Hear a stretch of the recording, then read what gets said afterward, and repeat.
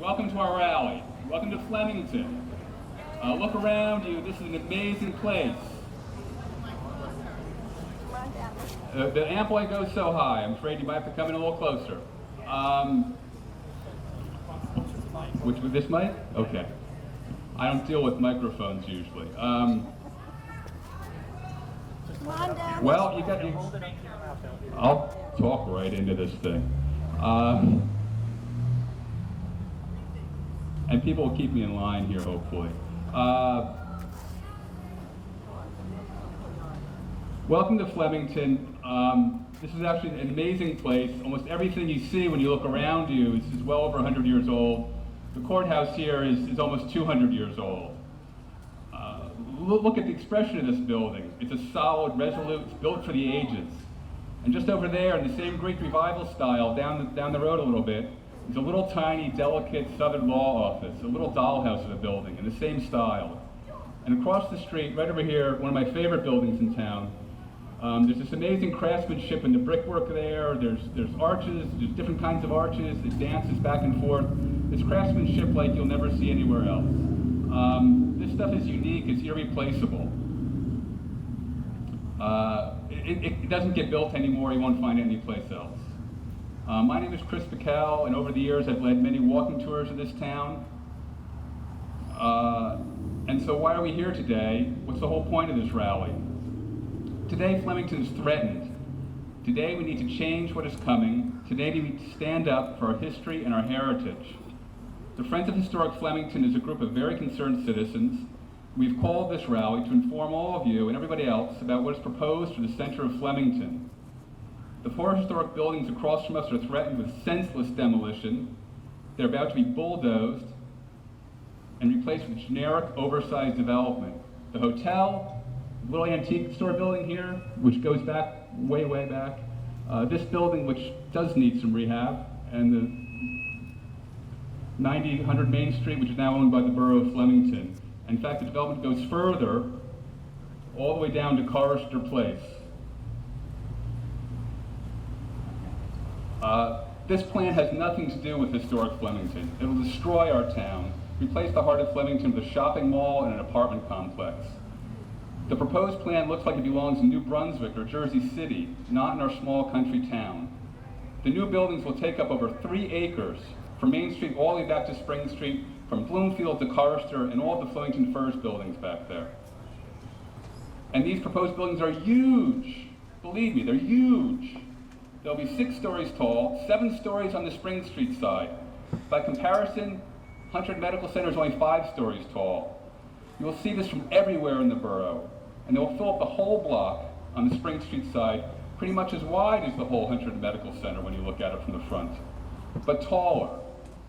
So what's going to be built here? 240 apartments, 54,000 square feet of retail, that's 1¼ acres, a 100-room hotel, a medical and college building where Flemington Firs now sits. And in the middle, a 900-car parking garage. That's huge too, way bigger than the garage at the hospital. This plan is way too big. It can't possibly fit in our small town. It rips up our history. It will replace what is real and authentic with low-quality, disposable architecture that's placeless and faceless. So why are these old buildings so important? Why should we care about what happens to them? After all, aren't they just used up old stuff past their expiration date? Who cares anyhow? Shouldn't we just let the bulldozers roar and get some bright, shiny new buildings? Well, this morning we have several speakers who explain just what's so special about this place, why this place matters, why these particular buildings should be kept and renewed, why they deserve to be preserved. And let's be clear, this rally is about much more than just historic buildings. However nice they are, this is about our community, this is about our heritage, this is about keeping and treasuring our unique place in the world, this is about our identity as a community. Thank you. I just want to point out, thank you. I'm going to come back at the end and talk about alternatives moving forward. I just want to point out that most of our elected officials have decided to stay away today. We have Al Brewer from the Borough Council in the town of Flemington with us, and I don't see you. Anybody else? Thank you, Al. And we have, obviously, you've all been, while we've had technical problems, you've been buying t-shirts and getting water and looking at our literature. We have a website, friendsofhistoricflemington.com. It has all kinds of information on there. We keep adding more stuff when we find it. Go take a look at the website. This fight is much bigger than Flemington. It's about our county, it's important to the state, and it's important at the national level. The Union Hotel is a nationally significant building. On our website, you'll find letters of support from Preservation New Jersey, statewide preservation advocacy organization, and also the National Trust for Historic Preservation. We're on their list as well. If you care, you need to speak up. You need to speak up loudly. We need to get the attention of all the elected officials. If we're loud enough, we can make ourselves heard. And the local government and the developer may actually listen to us. They've got to figure out how to keep our town, or we need to find a new team of leadership. Thank you.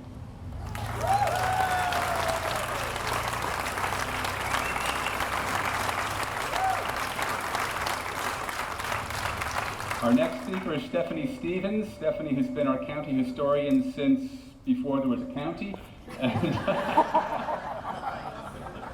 Smack him! And she's allowed to smack me, yeah. Okay. Oops. Is that okay?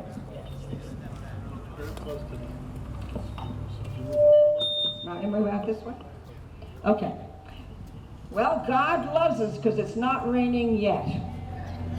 Okay. Oops. I'm going to take you on a little tour of Flemington. This man says go back. Go back. Go back. Should I go back? I have to stay away from that box. That's the main thing. All right, I'm just going to take you on a little tour of the history of Flemington and this area. Who were the first people who lived here? I can't hear you. Lenape, very good. Why Flemington? Why did they come and live here? Because we have a river. Because we also have the most precious thing, argillite. What was argillite used for? Spear points.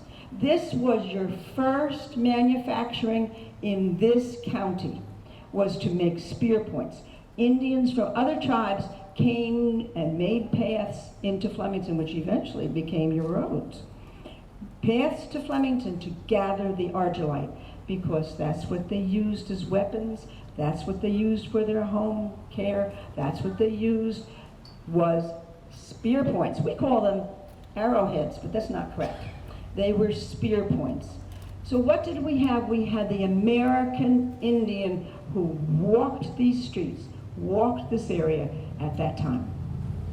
Going into the Revolutionary War, what did Flemington offer?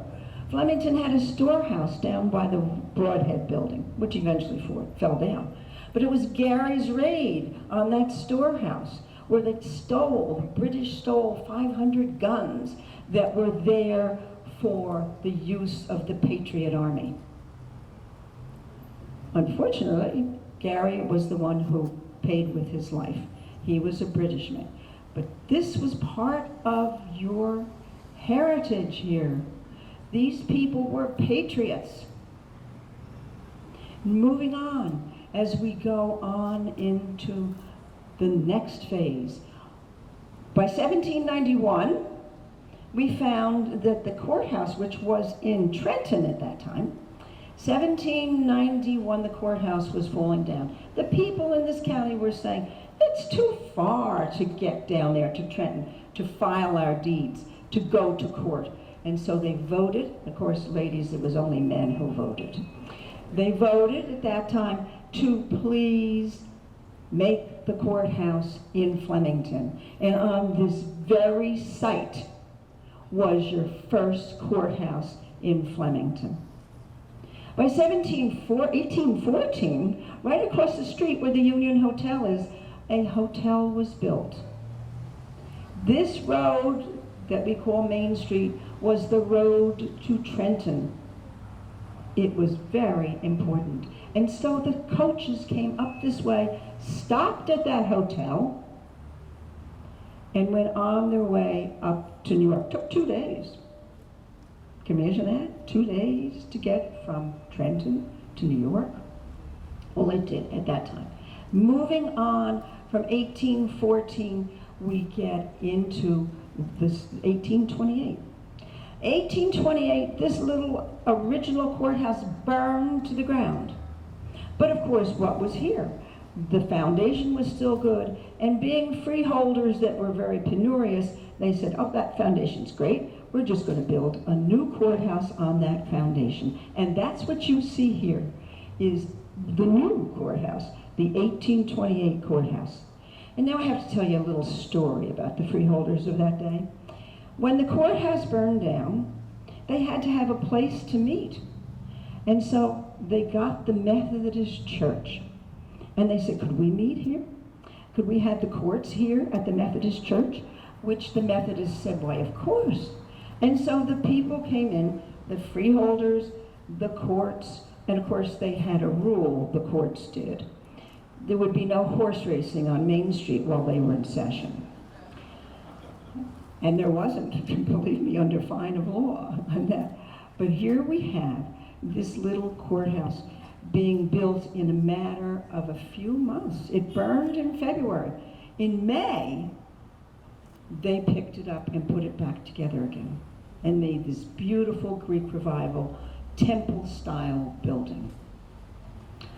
Well, somebody on the freeholder board suggested at that time that perhaps it would be nice, since they had used the facilities of the Methodist Church for quite a few months, it would be nice to give a little stipend to the Methodist Church folks.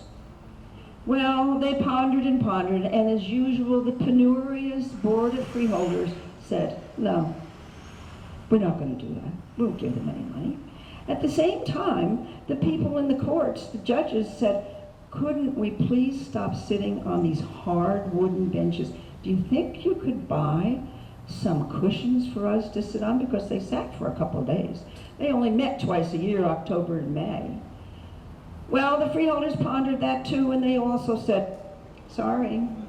What do you think they said? No, they wouldn't do that.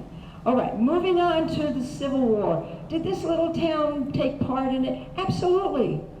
Out by the fairgrounds was a camp for soldiers during the Civil War. These people were shipped out on trains. You had trains in this town at that time. By 1878, the town was becoming a very good manufacturing place. And so the little hotel right across the street got a facelift. And it's what you see today. And it's why it was called the Union Hotel, was because the Union of the United States of America prevailed in the Civil War. Therefore, you always found, or you found several, I should say, around the countryside that are still called Union hotels, the Union Club, all of the Union referring to the fact that we were a nation once and for all. Union on that. All right, moving into the 1900s. 1935, you had this terrible, horrible trial that took place here. The world came to Flemington. The world.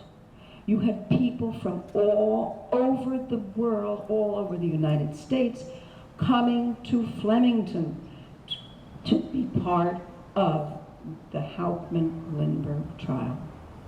To this day, almost 100 years later, to this day, people really can't say who was the kidnapper.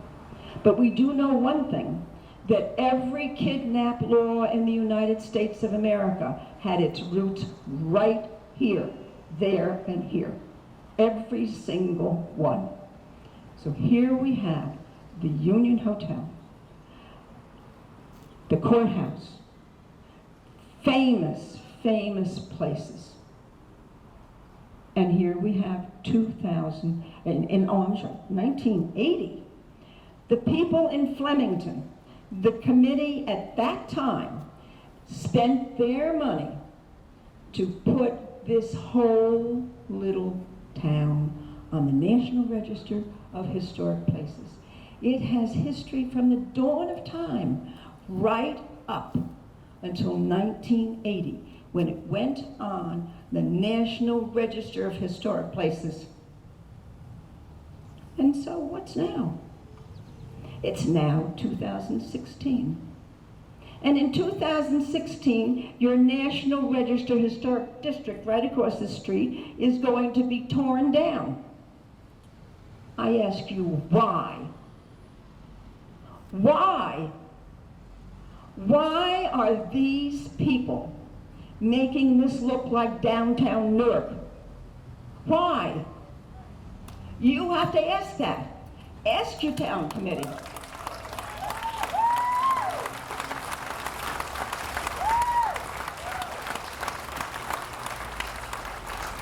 This is our town. This is our county.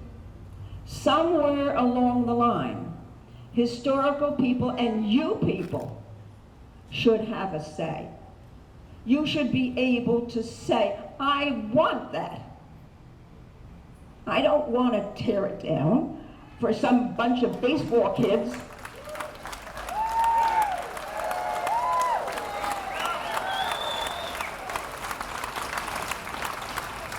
And if you keep up this type of building in these United States, you will have no history. You don't have to go very far. Go to Europe, any place. Go to Asia, go any place. What do they revere? Their own history. How can it be revered? By saving your architecture. Think about it. I say, why? Thank you, Stephanie. Next up, we have Jane Primerano, who's going to talk about journalism. I'm talking to both. Oh, okay. Hi, my name is Jane Primerano, and I'm the Regional Director of Region 1 of the Society of Professional Journalists. We're the largest and most broad-based journalism organization. And we have a record over the past several years of creating state and national historic sites in journalism. The New Jersey professional chapter has designated the Union Hotel a historic site in journalism, and it has been nominated as a national historic site. It is a historic site in journalism because it is where the journalists, the people who covered the Lindbergh kidnapping trial, stayed, and where they drank, except for Damon Runyon because he had quit drinking, but the rest of them drank. And some of you may know the name Alan Painter, and Alan Painter covered the Lindbergh kidnapping trial. Somebody's clapping, yes. Alan covered the Lindbergh kidnapping trial as a rookie reporter for the Hunterdon Democrat, and he lived long enough to see the O.J. Simpson trial. And he told me, calling the O.J. Simpson trial the trial of the century was a joke. They couldn't even conceive of the meaning of media circus compared to the Lindbergh trial. It was such a crazy fiasco because there were not a lot of rules about cameras in the courtroom and things like that in those days, and the media was a little untamed.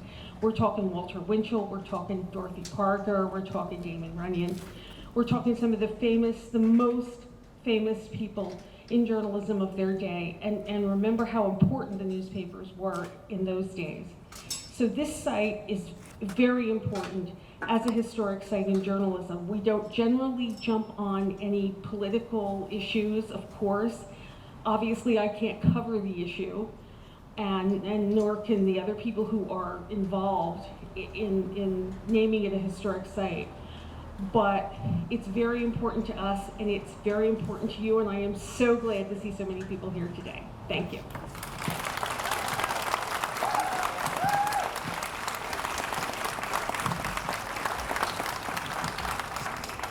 What a pleasant surprise that turned out to be, right?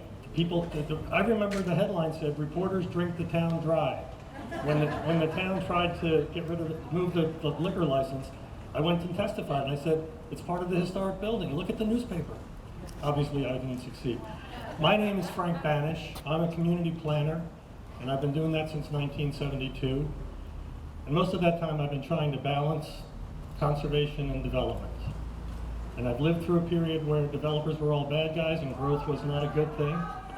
I say I've lived through a period where, thank you for that, where the developers were the bad guys and growth was not a good thing.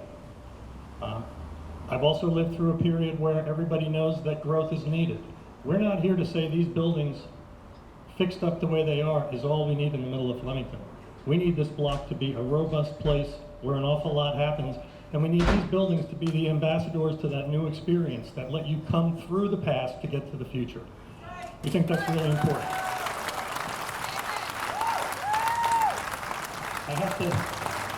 I have a little bit of information I'd like to share with you that's very important. And you know, you would think today's not a good news day, but actually I have some good news and I have some bad news. The good news first is that every agency involved in planning New Jersey, Hunterdon County, Flemington Borough, thank you for that, Flemington Borough, all have adopted plans and where appropriate regulations that say this stuff's very important. They say it in such a way that we can't be confused because they use some words I'm just going to read you. I can't put better words in their mouth than they've used. When we look at Flemington's master plan, for instance, Flemington's master plan has said that we have to maintain the historic character of Flemington's historic, commercial, and institutional resources while encouraging their development as commercial and cultural assets. That's been in the town's master plan for decades. They also want to contribute to improving the economy in Flemington by encouraging expenditures for the restoration and or adaptive reuse of historic buildings for local purposes and to encourage and promote tourism. The master plan also says some retail development has spilled over into Raritan Township, and to prevent the borough from being swallowed up by extensive retail, the borough must draw on its unique character to differentiate itself. We don't need a retail strip mall in the middle of Flemington. We actually have more than we need all over Flemington.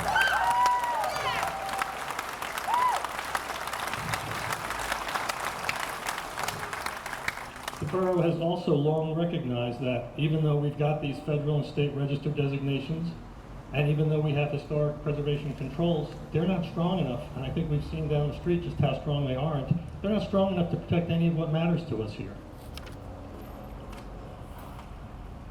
It's also important to recognize that Hunterdon County, this is the county seat. The freeholders, as you know, hold meetings right down the road a little bit here. And they have been leaders in the same theories of how our county and our communities should be developing and changing. The Comprehensive Economic Development Study, which is being touted by the county at every turn, and I think should be, as a strategy going forward for a county which is one of the 4 counties in New Jersey that has lost population for more than 10 years. We're talking about comprehensive economic development strategies that include these specific, again, I'm reading right out of the report. Maintain a high quality of life, brand Hunterdon County as an historic arts, tourism, recreation, and farming community that can identify, build, and capitalize on facilities for events promoting Hunterdon County's history and unique assets and draw visitors to the county. These are the unique assets they're talking about.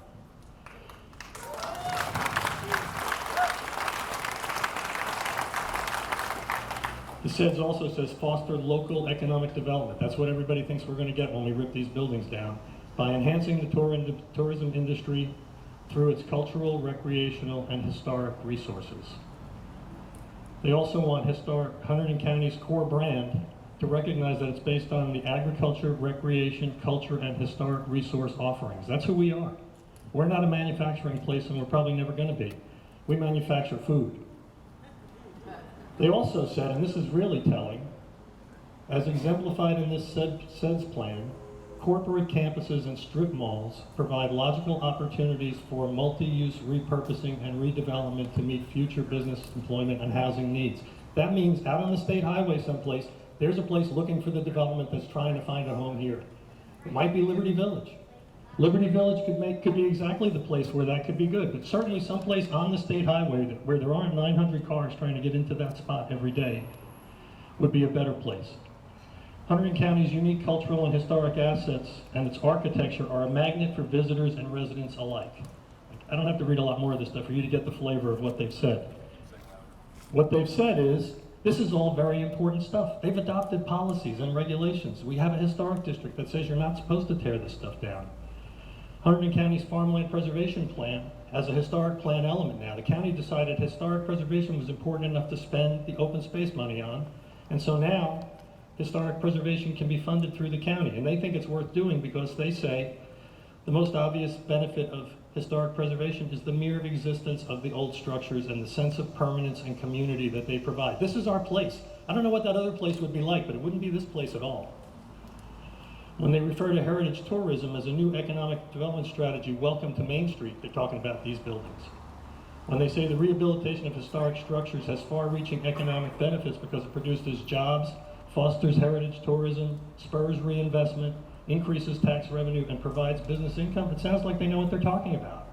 So on its face, I've got to assume that we already have the right policies adopted by the county and the borough, and all they have to do is stick with the plan and not let somebody talk them out of it.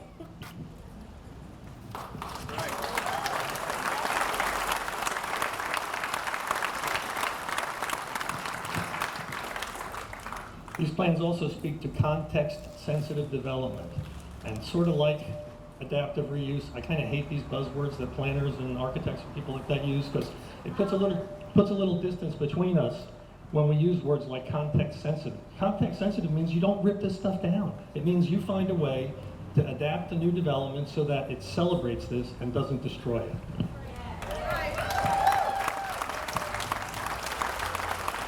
So then if you say, well, then what's the bad news? The bad news is both the county and the borough are being asked to abandon these long-adopted preservation policies and to acquiesce to the whim of a developer who finds our heritage too much of a bother and would rather just strip everything away and start with a clean construction site. In theory, what is in the middle of Somerville, you know, that train wreck between the old town and the new town that looks like the new town's twice as big as the old town, gives you a little bit of a feeling for scale. All of these plans that I've referred to talk about matching scale so that the place feels contextual, feels like it belongs here. Everything we've heard about the plane across the street feels like it belongs any place but here. So when you ask what are we fighting for, you know, in Somerville they replaced a one-story strip mall that had failed 20 years ago with this building I just referred to, the 6 stories or whatever it is. They didn't replace a national icon. They didn't replace a place that has a place in world history with those buildings. They replaced something that was totally out of date and worth removing. So what are we fighting for? We're fighting for our local heritage and the sense of place that these buildings help to contribute to. The whole feeling of the fabric of these buildings along Main Street sets the streetscape as the place that we love. They're part of the collective memory of this community, and they allow us to live into the future with these important reminders of the past. And when we say these sites are important in 20th century history, not just for the borough, and it's not just for the county, it's for the state of New Jersey and the nation. Flemington was on the map. The first man to see his face seen around the world electronically was the guy whose baby was killed. So when the attention of the world fell on this place, the guy who flew around the world and then had his baby killed, Flemington, for better or worse, has been in the public eye like no other town in New Jersey.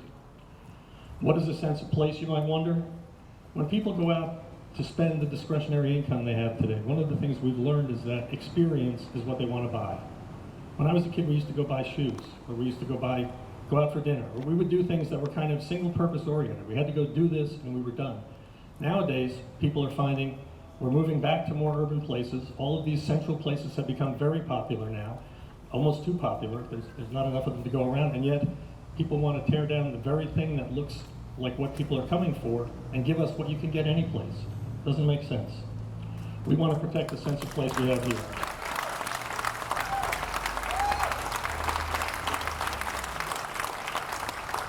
If we're not going to become a big manufacturing center, or we're not going to be the new office campus of the world, and we're not, I can guarantee you both of those things, then we ought to listen to people like the National Trust for Historic Preservation, who talk about cultural tourism as traveling to experience the places, artifacts, and activities that authentically represent the stories, and people of the past and present.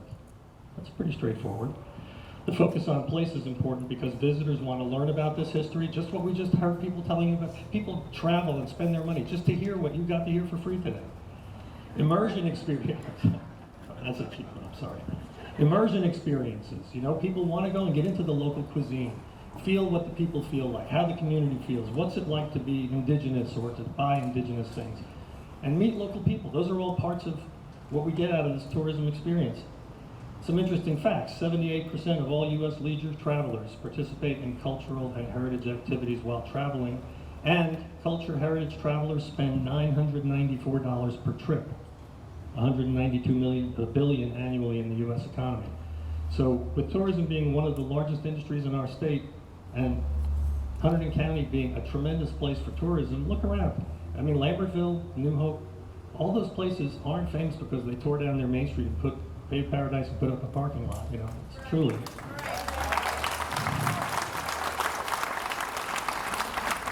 So when the county and the town, who clearly are feeling pretty desperate if they're willing to entertain a proposal like this, when they wonder why heritage tourism is better than a 7-story monstrosity in the middle of town, the National Trust for Historic Preservation tells us it's because it creates jobs and businesses, increases tax revenues, diversifies the local economy, creates opportunities for partnerships, very important for all of us, attracts visitors with an interest in history and culture, increases historic attraction revenues, preserves local traditions, generates local investment in historic resources, builds community pride, and increases awareness and the perceived image of the area's significance.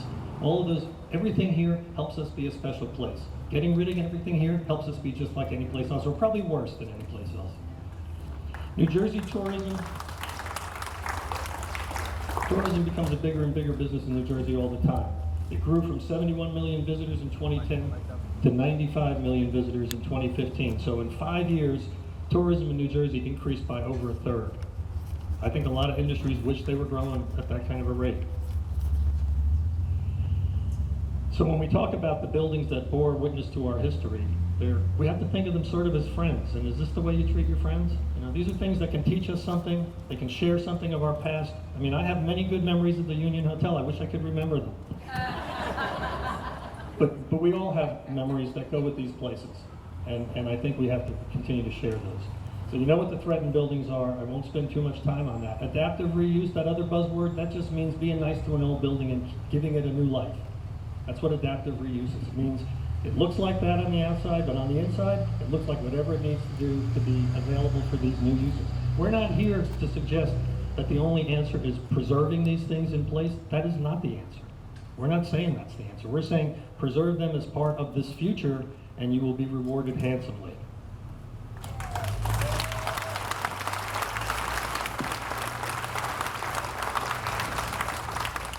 So the question comes up, well, will Flemington fall even farther now if we don't see that this is our last best hope? This is a guy who's got the ability to bring a hotel and a yet to be named college to the town, a 2 or 4 year college. It's a little unspecific so far, but it seems like part of the excuse for having to have 7 stories and all this kind of stuff in the middle of town. And I have to wonder, when people say to me, well, what's your plan? I don't need a plan. The borough already has a plan. And the plan says the buildings don't get any higher than the highest point of the Union Hotel, and that it's contextually blending into this town. That's the plan. That's the good plan. We don't need a new plan. We need them to stick with the old plan, and you need to go out there and tell people that. The borough and the county should both tell the developer that he cannot destroy our heritage for his private profit.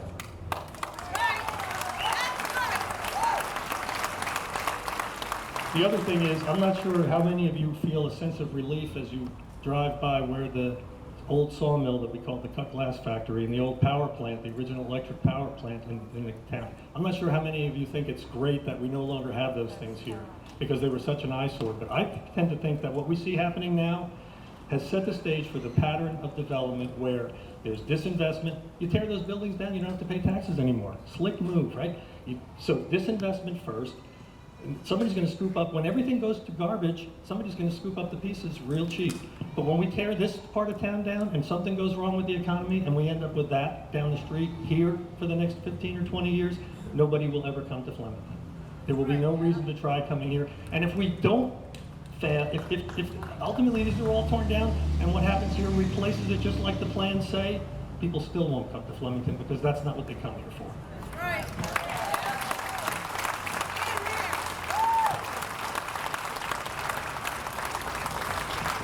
It appears from the fact that there have been a number of discussions that make it very clear that the public hasn't been informed about what local officials and planning board members and others have been informed about privately, that we are now in a mode where we don't have a voice. Unless we go out and scream and grab a voice, this is all being done behind closed doors. It will be delivered up to us as a fait accompli. And so all we can do now is recognize that you are the spark that will light the flame that's going to put out this problem for us. And I think everybody has to remember that you may have seen in the past where an important building was lost. And we talk about lost like nobody did it. But lost, let's just say innocently lost. And when that happens, that's a tragedy. But when a developer gets to destroy our heritage for profit, that's a travesty. Thank you very much.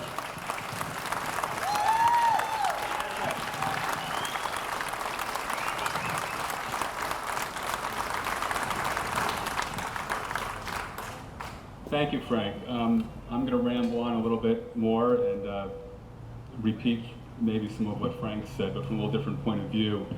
And then we're going to have a walking tour. Louder. Okay, got to kiss this thing, right? Okay. Got away from that? Okay. So why are we here? What needs to happen? Yes, Flemington, we all agree, Flemington needs redevelopment.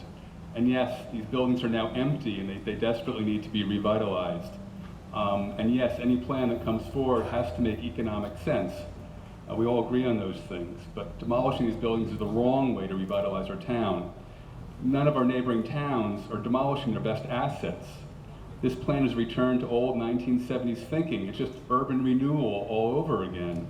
No one does this anymore. It's such a discredited way of thinking about things, and I can't even believe that we have to have this fight in 2016. It's such a ridiculous proposition. I'm mad that I have to be here doing this.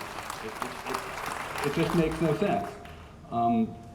Everywhere else, old buildings are treasured and revitalized. Everywhere else, historic buildings are rehabbed. And newer buildings are mixed in among them. That's the way it works these days, and it's a wonderful thing. This proposed development is supposed to save Flemington, but it won't do that. It will kill Flemington, as Frank has just outlined. It's just a real estate deal, and after 20 years, they've taken their profits, and they really don't care what it looks like.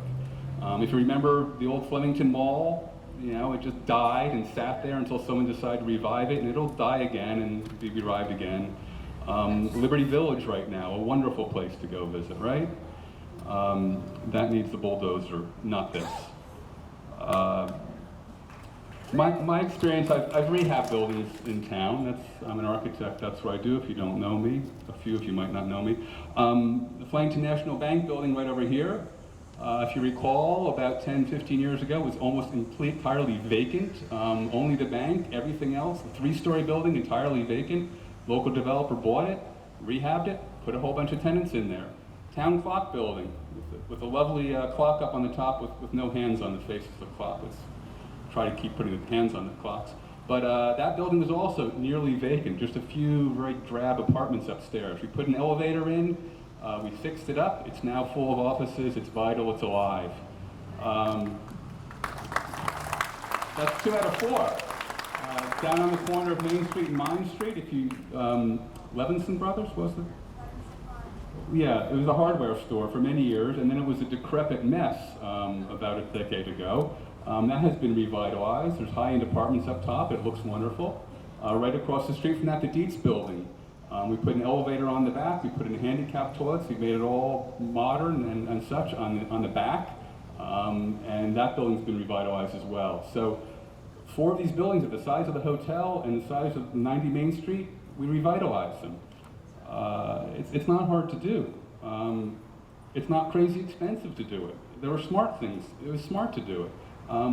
The landlords are not, in bankruptcy court. They're making money off of these rehab buildings. All it takes is the right attitude, the right experience, the right team. Go and take a look. Everyone knows Lambertville and New Hope. They thrive because of their history and their character. They allow small-scale redevelopment to happen. It's smart, it's small. Take a good long look at Doylestown. Like Flemington, it's a county seat. There's no river in Doylestown. It's not a river town. It's thriving. It's thriving because it has good leadership.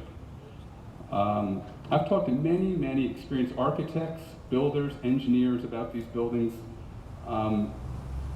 They all agree these threatened buildings are things that people work on every day. They can be rehabbed, they can be repurposed at reasonable cost. It's not about to fall down despite what they tell you. The Union Hotel has suffered from lots of disinvestment. It needs some repairs, but structurally it's still sound. Don't let them tell you otherwise. Don't let them tell you otherwise. It can be rehabbed. The other buildings are in amazing condition. This one looks pretty terrible on the front, but it's in good shape. The antique store here is in really good shape, and 90 Main Street is in really, really good condition. Very strong, robust buildings. And they don't build them like they used to. And I know I'm an architect. I build new things. They don't build them like they used to. So people ask us, what is your plan? Well, the plan is why not just keep what we have right here on Main Street and develop the empty area behind these buildings? That's what any sensible developer would do. Keep the old, mix in the new, and that's just what all the recent planning studies in Flemington have recommended. We don't need a new plan, we have a plan. We've had a plan for 2 years, and it was paid for by the borough businesses through the BID. The most recent study was done by Tim DeLorme of Terra Noble Design in early 2014. It was revealed to the public with great fanfare and great applause. Everyone liked the ideas. It was about rehabbing these buildings. It was about putting townhouses back along Spring Street. It was about developing the empty lot next to the police station there. It's still up on the BID website if you want to go look at it. We've got copies of it over here. That report has a lot of great recommendations about redezoning and redeveloping this whole area. It was developed with citizen input, and it was completely forgotten because the BID and the Borough Council started fighting with each other, and it was a grade school fight, and this plan just got lost in the shuffle. But the ideas are a great starting point, and now the developer and the town are completely ignoring that advice, and that advice was paid for by borough businesses. So ultimately, what we're asking is that the Flemington Borough government simply follow its own master plan, its own redevelopment plan, its own planning studies. These plans all call for the Union Hotel to be renovated. The entire purpose of declaring this an area in need of redevelopment was to ensure the hotel would be saved. And now they've saved from the developer who says he can't do it. It makes no sense to just agree to his plan. Why can't they go and find somebody who will do it? Just change the team. The process that they followed so far has been secretive, totally behind closed doors. Decisions are made and later announced with zero public input. It may be legal, but to me at least, it stinks of Hudson County corruption, not Hunter County clean country air.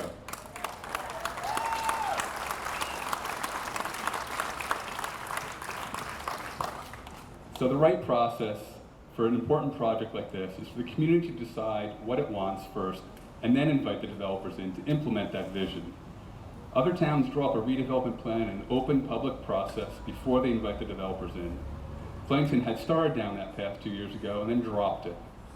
Other towns work with preservationists, planners, economic development experts, and draw up guidelines. And the guidelines define the size and the qualities and the mix of uses, things like that. Then developers are invited in to propose specific plans that fit within those guidelines, and the town selects the best proposal. That's the process we need here, not secret meetings, not backroom deals.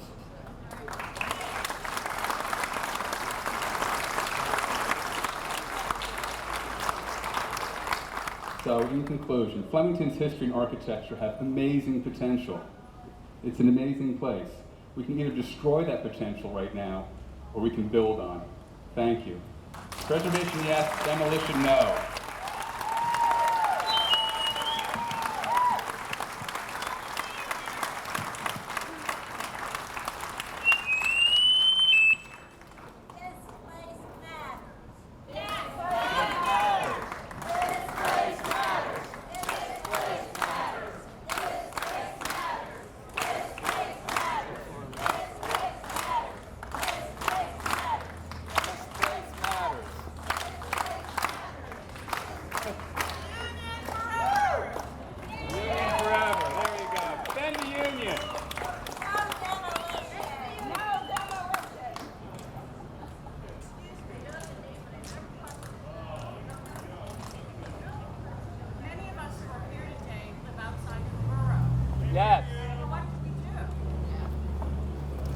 sign.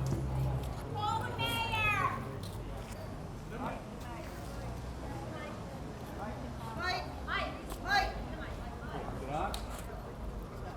So what can you do?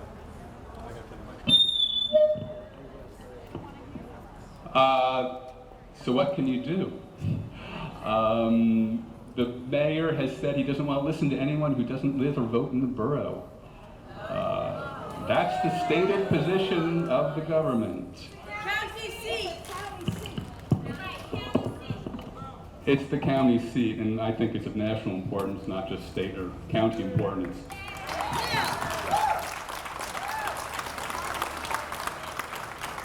Huh?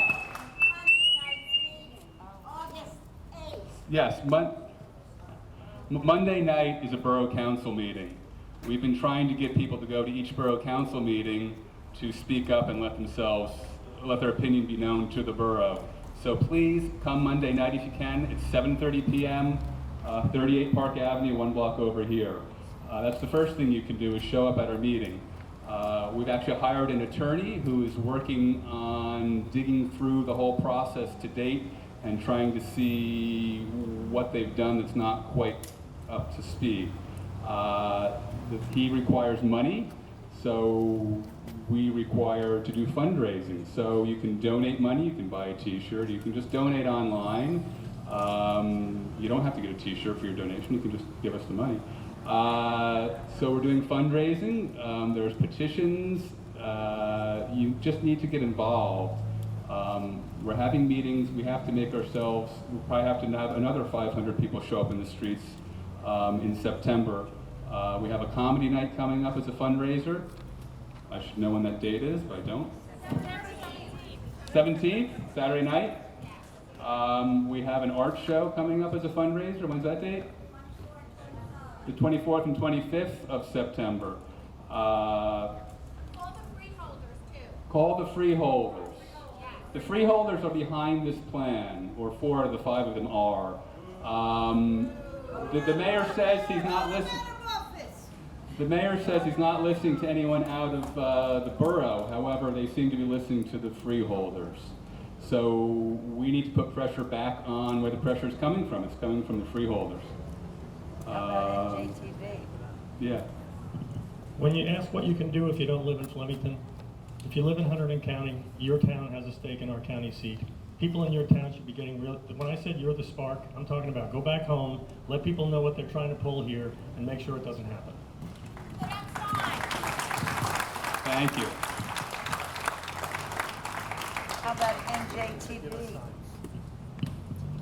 And the signs for this rally were in great demand, so I think we're going to make up more signs and hopefully flood the county roadways with signs. That's a good way to show the freeholders that support for this is county-wide. Raffle. Gary just asked about the raffle. Raffle. You want to tell them the freeholders and then tag going around there? I think they should. We can talk about that, sure. I was a member of the Hunterdon County Cultural and Heritage Commission, which now meets right in this building right here. The Cultural and Heritage Commission is a tiny little corner of county government. They re-grant money from state arts programs and state history programs, and they give that money out to the county. And they're involved in a number of the planning things. This is culture and this is heritage. Tearing down these buildings, I think, qualifies both of those things. But curiously, if you ask anyone who's on the Cultural and Heritage Commission, they will not talk about this. They've been told not to talk about this. So why? Puzzling. Why? I don't know. Maybe we should dig into that a little deeper. There's a lot of people who've been told not to open their mouths and not to talk about this. By the freeholders.